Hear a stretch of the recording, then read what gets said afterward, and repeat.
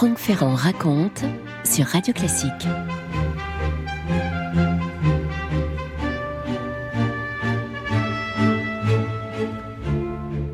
Paris, le 20 avril 1896. Autant dire que nous sommes au cœur même de la belle époque. Ce jour-là, toute une petite société très élégante se réunit dans un jardin privé de l'avenue du Bois, qui mène donc au bois de Boulogne et qui plus tard deviendra l'avenue Foch.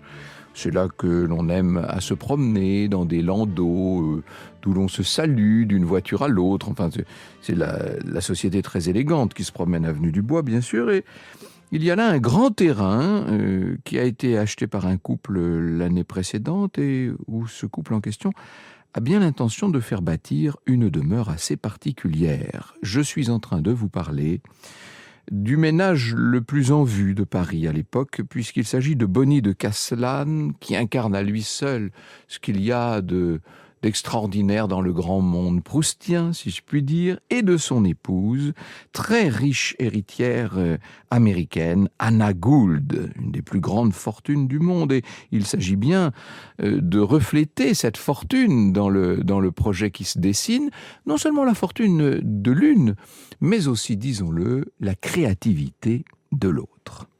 En cette belle après-midi de printemps, Anna Gould est là avec une petite truelle pour poser une première pierre. C'est la première fois et c'est d'ailleurs la seule fois qu'elle portera une truelle. Alors, quand je vous dis une truelle, imaginez un petit peu de quoi il s'agit. L'objet est en argent ciselé, absolument magnifique. On a fait faire la petite truelle spécialement pour la cérémonie, bien sûr. Voici ce que nous dit Laure Hillerin dans son ouvrage « Pour le plaisir et pour le pire, la vie tumultueuse d'Anna Gould et Boni de Castellane ». On dit Castellane, ça s'écrit Castellane. Avec application, nous dit Laure Hillerin, en s'efforçant de ne pas salir sa robe, elle a maçonné maladroitement la première pierre sous laquelle ont été enterrées des monnaies anciennes, ainsi qu'une médaille à l'effigie du maître et de la maîtresse de maison. Les dieux l'art devaient être satisfaits, mais cela ne suffisait pas. Il fallait encore la bénédiction de l'Église. L'abbé Marbeau, curé de Saint-Honoré-des-Laux, est venu bénir la maison à la tête d'une procession de prêtres et d'enfants de chœur, précédée de la croix, et pour se concilier les bonnes grâces du ciel, Boni, à cette occasion, a payé tous les loyers en dessous de 500 francs des habitants de sa paroisse. Oui, il faut quand même savoir se montrer généreux, n'est-ce pas? Il fallait mettre Dieu de son côté. Et ce qui va bientôt sortir de terre, ce dont, avec sa petite truelle en argent, Anna Gould vient de poser la première pierre, c'est un palais des mille et une nuits. Scheherazade elle-même n'aurait pas imaginé ce palais de marbre rose qui va sortir de terre, un chantier qui attire tous les regards. Voici ce qu'en écrit l'un des grands quotidiens de l'époque, le Gaulois. Le jeune et brillant comte de Castellane, vers lequel sont anxieusement dirigés bien des regards pleins de rêves d'artistes à réaliser, sera-t-il le mécène promis ?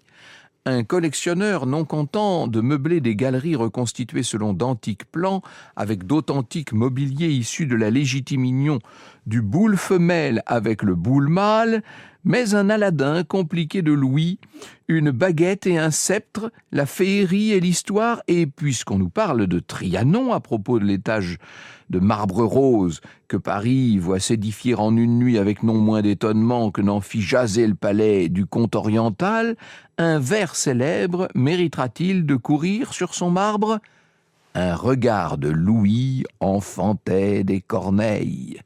L'éternelle et palpitante question se pose à cette occasion, avec une éloquence cette fois embellie d'espérance en la jeunesse et en la fantaisie. Franck Ferrand sur Radio Classique. Ah oui, on parlait comme ça, la belle époque. Alors, avant d'avancer un petit peu dans l'histoire de cette demeure singulière en cours de construction, il faudrait peut-être se pencher un peu sur l'histoire de ses bâtisseurs, justement. Le comte Boni de Castellane, en fait, il s'appelle Boniface de Castellane-Novjean, est un de ces grands aristocrates désargentés dont était constellé le Paris de la Belle Époque. Plutôt bel homme, doté d'un grand charisme. C'est le dandy absolu, c'est l'homme qui a toutes les élégances, c'est l'arbitre des élégances et puis surtout un humour, une présence d'esprit invraisemblable et absolument imbattable. Il a réussi de toutes ses manières à conquérir le cœur de la fille de ce multimillionnaire américain, la fille de Gould, Anna. Elle n'était pas réputée pour sa grande beauté, disons. D'ailleurs, Bonny disait « Elle est pas mal vue de dot ». C'est vraiment d'une méchanceté folle, mais il était d'une méchanceté folle. Bref, il a fallu que ça se passe néanmoins. Le jeune couple s'installe à Paris. Enfin, je dis jeune, lui a 29 ans, elle en a 22. Ils vont avoir 3 fils, dont 2 d'ailleurs naîtront dans le cadre somptueux du Palais Rose qui nous occupe aujourd'hui. Car, en janvier 1899, ce palais n'est pas encore terminé, mais le comte et la comtesse de Castelane commencent déjà à s'y installer. On y vit et même on y reçoit. Et la première réception, elle est destinée, comme il se doit, à ceux qui ont construit le palais, aux ouvriers qui ont été là dans tous les corps de métier, qui arrivent avec leurs épouses, avec leurs enfants. Bonny a bien l'intention de les remercier d'avoir bâti une merveille telle qu'il n'était plus question à l'époque d'en construire dans un Paris qu'on croyait déjà terminé. Voici comment un témoin décrit ce grand monsieur recevant ces petites gens, si vous me permettez d'employer les clichés de l'époque. En haut de son escalier de marbre, sanglé dans sa redingote grise fleurie d'un œillet pourpre, tendant vers les épaules, bombant la poitrine, creusant les reins, la tête en arrière et le nez au vent, des yeux bleus, le teint clair, les cheveux blonds, gai et souriant, grave néanmoins, sentant la noblesse en toutes ses manières, un rien de glorieux, mais avec quelle aisance, voilà comment il reçoit près de 1000 personnes, dont 400 enfants qui sont là et qui se souviendront d'ailleurs toute leur vie d'avoir franchi les grilles ouvragées de cet incroyable palais. On ouvre de grands yeux devant la décoration qui paraît tout droit sortie d'un rêve. Le rez-de-chaussée, c'est le rez-de-chaussée du Grand Trianon de Versailles. Et puis vous arrivez vers le grand escalier. Ce grand escalier, c'est une reconstitution du célèbre escalier des ambassadeurs construit sous Louis XIV au cœur même de la partie nord du nouveau château de Versailles et qui avait été détruit à l'époque du roi Louis XV. Un certain nombre d'ailleurs de demeures en Europe ont essayé de reconstituer ce grand escalier des ambassadeurs. Il y en a un à la Chambre de commerce de Bruxelles, il y en a un autre bien sûr au château d'Ehrenchiemsee en Bavière. Bref, endroit prodigieux, formidable, phénoménal. Le Palais Rose laisse sans voix tous ces gens, ces charpentiers, ces menuisiers, ces peintres. Et puis surtout, ils sont tellement fiers de voir leur famille ouvrir de grands yeux devant la merveille qu'ils ont réussi à faire sortir de terre. Vous écoutez Radio Classique. Alors il a fallu, pour construire ce Palais Rose, recourir au talent de 2 grands architectes. C'est Achille Duchesne en personne, qu'on connaît surtout pour les grands jardins qu'il a pu réaliser, et puis Paul-Ernest Sanson. Et Bonny leur a montré, pour les inspirer, pour leur donner un peu la mesure de ce qu'il attendait, des gravures, des plans du Grand Trianon, des plans de l'escalier des ambassadeurs, des plans aussi du Petit Trianon. Bref, voilà l'ambiance qu'il veut. Le grand genre français, je cite Laurie Lorrain de nouveau. Pour les architectes, la feuille de route est claire. Bonny ne souhaite pas un banal hôtel particulier pour y vivre bourgeoisement avec sa famille. Ce qu'il veut, c'est un décor de théâtre. C'est un gigantesque espace de réception pour abriter les fêtes somptueuses qu'il entend y donner et mettre en valeur sa collection de meubles et de tableaux. Ces exigences très précises supposent de concilier des contraintes contradictoires. L'édifice devra être assez haut pour y loger le fameux escalier autour duquel s'ordonnera tout le plan et qui conduira aux pièces de réception. Il s'agit de pouvoir accueillir en toute fluidité plusieurs milliers d'invités et des centaines de valets qui circuleront aisément dans de vastes espaces lumineux comme sur le pont d'un navire. toutes les parties privées devront rester invisibles aux visiteurs, qu'il s'agisse des appartements particuliers, des pièces de service ou des chambres où l'on peut loger une centaine de domestiques. Le bâtiment ne devra pas apparaître comme monumental. Du côté de l'avenue du Bois, Bonny veut le faire surgir comme un poétique Trianon, posé de plein pied sur le jardin, auquel on accédera directement par de hautes portes-fenêtres. Et lorsque vous entrez dans la cour de ce qu'il faut bien appeler un palais, c'est bien plus un palais qu'un hôtel particulier, même si la tradition à Paris veut que ces palais portent le nom d'hôtel, vous entrez par le vestibule, par une très grande porte, et vous faites un saut en arrière de 3 siècles. À droite, à gauche, ces beaux escaliers, ces 2 volets qui mènent aux appartements privés. Vous ne pourrez pas y entrer si vous n'êtes pas des intimes. Il y a là le majordome qui vous présentera la seule direction que vous puissiez prendre, c'est-à-dire tout droit. Et là, vous êtes dans l'escalier des ambassadeurs, dont la pompe est indescriptible. Vous êtes un peu dans le tableau que Jean-Léon Gérôme avait peint 20 ans plus tôt, Réception du Grand Condé à Versailles. C'est sans doute d'ailleurs en regardant ce tableau, plus qu'en feuilletant les gravures du XVIIe siècle et du XVIIIe de Blondel, que Bonny de Castellane avait eu l'idée de ce décor Louis XIV. Et puis alors donc vous montez cet escalier dont vous foulez le marbre rouge, et puis si vous prenez à droite, vous arrivez dans de somptueux salons, dont le salon des arts, inspiré de ceux de Versailles. Et si vous allez du côté gauche, alors là vous êtes dans autre chose, une salle à manger dont le style Pompadour, avec ses colonnes corinthiennes, et puis tout ça évoque évidemment les grâces d'un autre Versailles, plutôt celui de Louis XV, et vous arriverez dans un jardin d'hiver invraisemblable, et on pourrait raconter tout ça, et d'autant plus que Bonny a installé là toutes ses collections de meubles, avec des fauteuils complètement inouïs, les grandes tentures, des tableaux extraordinaire. On disait que ces collections étaient une référence si vous vouliez étudier les arts décoratifs ou les arts tout court des 3 siècles précédents.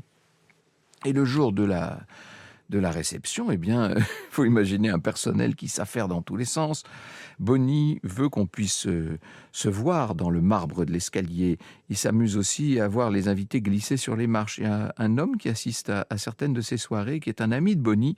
Est-ce que j'ai besoin de vous dire que c'est Marcel Proust, bien sûr, qui observe ce tout Paris, ce pressant avenue du Bois, la nuit tombée, qui regarde le palais s'éclairer peu à peu. Bonny, entre parenthèses, a installé une rampe à gaz sur le toit de son Trianon parisien, ce qui permet d'éclairer la façade d'une lumière ondoyante telle qu'à l'époque, on n'avait pas du tout l'habitude d'en voir. Les gens sont éblouis, disons les choses, et Proust va bien sûr s'inspirer de Bonny pour son Marquis de Saint-Loup dans La Recherche, cet esthète dandy collectionneur, mais un Marquis de Saint-Loup qui aurait un petit peu de Swann aussi, qui aurait un petit peu du duc de Guermantes. En fait, c'est un mélange, tout ça, bien sûr. Le marquis de Saint-Loup trompe sa femme dans La Recherche. Eh bien, on peut dire de Bonny qu'il le fait aussi dans la vie réelle. C'est un secret de Polichinelle, même pour Anna Gould, qui continue de signer les chèques, mais qui ne se fait pas beaucoup d'illusions. Bonny en voudra d'ailleurs à Proust de certaines des descriptions qu'il a données de Saint-Loup dans La Recherche et qui le désignent directement. Les soirées du Palais Rose sont incroyables, je vous l'ai laissé entendre. Elles rassemblent des centaines d'invités triés sur le volet, enfin plus ou moins triés d'ailleurs. Voici ce qu'écrit Léon Daudet à propos d'une soirée au Palais Rose. Je me rappelle avec plaisir une somptueuse soirée donnée dans le Palais Rose, dans le Trianon idéal que Bonny de Castellane habitait alors avenue du Bois et qui rappelait le fameux bal de Cendrillon. En haut de l'escalier monumental, luisant comme de l'eau figée, un orchestre parfait jouait avec cœur le vive Henri IV. Le maître de maison, c'était l'ancien hymne de l'ancienne France, d'ailleurs, je ferme la parenthèse. Le maître de maison accueillait chacun de ses 10 000 invités avec une grâce charmante, trouvait chose inouïe un mot aimable pour chacun. Le buffet n'était pas une bousculade ni une mangeoire. On y savourait tranquillement de la viande froide, presque aussi bonne que chez soi, avec une gelée authentique. Les jolies femmes l'emportaient sur les sorcières grâce à l'absence presque complète de l'élément exotique. Je m'attendais à chaque instant à voir arriver le chat botté, le carrosse creusé dans la citrouille, le prince charmant et la droite Finette. Il n'est pas permis à tout le monde de réaliser ainsi un conte de fées. Alors, le conte de fées n'est peut-être pas toujours du goût de tout le monde, hein. Certains trouvent que les amas de stucs, de boiseries dorées, de marbre poli est du pire goût qu'on puisse trouver. Bonny agace par sa désinvolture, par cette espèce d'assurance dont il éclabousse le monde. Et certains, pour tout vous dire, dans leurs rêves les plus fous, verraient fort bien ce palais s'effondrer. Franck Ferrand sur Radio Classique. Alors évidemment, il n'y a pas seulement des anonymes ou des gens de grande famille, certes, mais au nom plutôt courant. Il y a aussi des têtes couronnées qui se pressent au Palais Rose, comme en janvier 1905, le roi de Portugal, Dom Carlos, qui est l'invité d'honneur de la soirée. C'est encore Laure Hillerin qui raconte.